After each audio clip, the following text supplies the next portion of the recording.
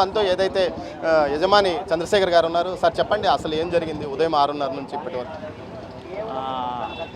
యాక్చువల్గా ఏం జరిగిందంటే పొద్దున యాజ్ యూజువల్గా మనము ఇంట్లో వచ్చి మా ఇంటి అనేది సెకండ్ ఫ్లోర్లో ఉంటుంది మన హౌస్. సో లిఫ్ట్లో కిందికి వచ్చి షట్టర్ తీసి లోపలికి వెళ్ళాను. లోపల లాస్ట్లో మాకు ఇది దాదాపు 100 అడుగులు బిల్డింగు. లోపలికి వెళ్ళి వాటర్ మాకు మున్సిపల్ ట్యాప్ కనెక్షన్లో వాటర్ వస్తుంది, దాన్ని చెక్ చేసుకొని తర్వాత వెళ్ళేది. ఇది రెగ్యులర్గా జరిగేది. బట్ నేను లోపలికి వెళ్ళిన తర్వాత ఎవరో కొంతమంది దుండగులు పైకి వెళ్ళినారో నేను అది చూడలేదు, నేను గమనించలేదు. నేను ఒక 10 నిమిషాల తర్వాత పైకి వెళ్ళాను.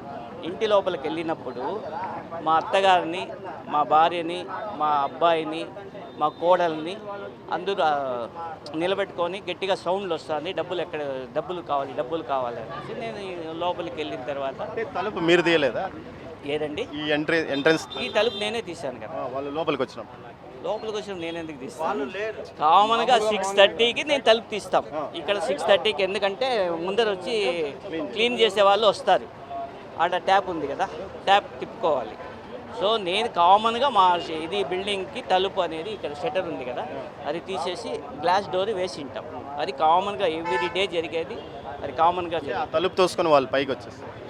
తలుపు తోసుకోవడం కాదండి, నేను వెళ్ళిపోయాను. తలుపు షట్టర్ తీసేసి నేను లోపలికి వెళ్ళిపోయాను. ఆ తర్వాత వాళ్ళు లోపల వచ్చింది కూడా నేను చూడలేదు. నేను వెళ్ళిపోయినాను, వెనకాల వెళ్ళిపోయిన తర్వాత ఒక 10 నిమిషాలు అక్కడ ఉన్నా. ఈ లోపల వాళ్ళు వచ్చింది తెలియదు, నాకేం తెలియదు.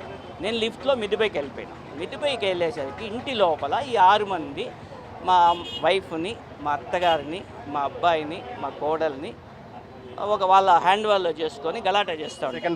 సెకండ్ ఫ్లోర్లో నేను లోపల డోర్ తీసుకొని, అంటే డోర్ అంటే ఊరికి జస్ట్ సరదాగా పెట్టింటాం కదా, డోర్ ఓపెన్ చేసుకొని లోపలికి పోయినాను. లోపలికి పోతానే ఇవన్నీ చూసి నేను బాగా గట్టిగా వచ్చి కొద్దిగా అంటే అంతా మినిట్సే, ఏం పెద్దగా 1 hour 2 hours ఏం టోప్లాట్ జరిగింది.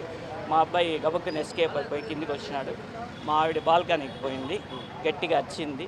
జనాలంతా గుమ్ముగూడినారు. నేను లోపల చెప్పేస్తాను. అంటే నేను సేవ్ చేసుకునేదానికి మా అబ్బాయి కిందికి వెళ్ళిపోయినాడు. బయట మా ఆవిడ వచ్చింది. పోలీసు వాళ్ళు కూడా ఆల్రెడీ వచ్చేసినారు. మీరు అయిపోతారు, మీ పని అయిపోతుంది అనేసరికి వాళ్ళు నా మాటలు భయపడి వెళ్ళినారు. ఎందుకో గబగబాని ఎస్కేప్ అయిపోయినారు. సరే, ఇప్పుడు మీకు దెబ్బలు ఏమితో కొట్టినారంటే వాళ్ళు కత్తి నా దగ్గర ఇక్కడ పెట్టారండి. కత్తి పెట్టినప్పుడు ఈ చేతితో నేను కత్తిని తోసేస్తాను. వాళ్ళు నలుగురు చేసి నన్ను గట్టిగా తోసినప్పుడు వెనకాల ఫోటో ఫ్రేమ్ ఉంది, అది ఇక్కడ తలకి తగిలింది. ముందు వైపు కొట్టినారండి. దేంతో కొట్టినారనేది మాత్రము నాకు కరెక్ట్గా అబ్జర్వేషన్ చేయాలి. అంటే ఈ హడావిడిలో ఉన్నాం కదా. ఇప్పుడు సుబ్రహ్మణ్యం రెడ్డి అనే అతను ఫర్నిచర్ షాప్ అతను మీకు ముందే ఏమైనా పరిచయం? అసలు సుబ్రహ్మణ్యం రెడ్డి అనే పేరే నేను వినలేదు. వచ్చిన అతను ఉన్నాడని అంటున్నారు కదా. అంటున్నారు, బట్ వాళ్ళు ఎవరో మనకి. గతంలో ఏదైనా ఆర్థిక లావాదేవీలు మీతో అతను ఫర్నిచర్ షాప్ అతను కానీ ఎవరైనా మీరు ఏదన్నా డబ్బులు ఇవ్వాల్సిన వ్యవహారం ఏదన్నా ఉంది? కేవలం దొంగతనానికి అంతే.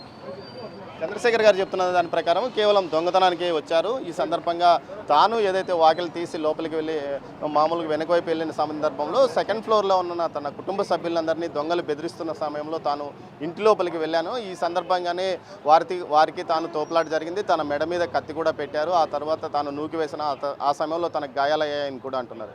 ఏదైతే స్థానికులతో పాటు తన కుటుంబ సభ్యులు చొరవ వల్ల తాను ప్రాణాలతో బతికి బట్టబడ్డానని కూడా అని చెప్తున్నారు. మొత్తం మీద అటు స్థానికులు, పోలీసులు సరైన సమయంలో నిర్ణయాలు తీసుకొని ఏదైతే దొంగలను అదుపులోకి తీసుకోవడం వల్ల చాలా వరకు వీరు ప్రాణాలతో సేఫ్గా ఉండిపోయారు. అదేవిధంగా వీరి కుటుంబ సభ్యులు దీంతోపాటు అతిపెద్ద దోపిడీని కూడా నివారించగలిగినారని చెప్పవచ్చు. కెమెరా పర్సన్ పురుషోత్తంతో దామోదర్, చిత్తూరు నుంచి.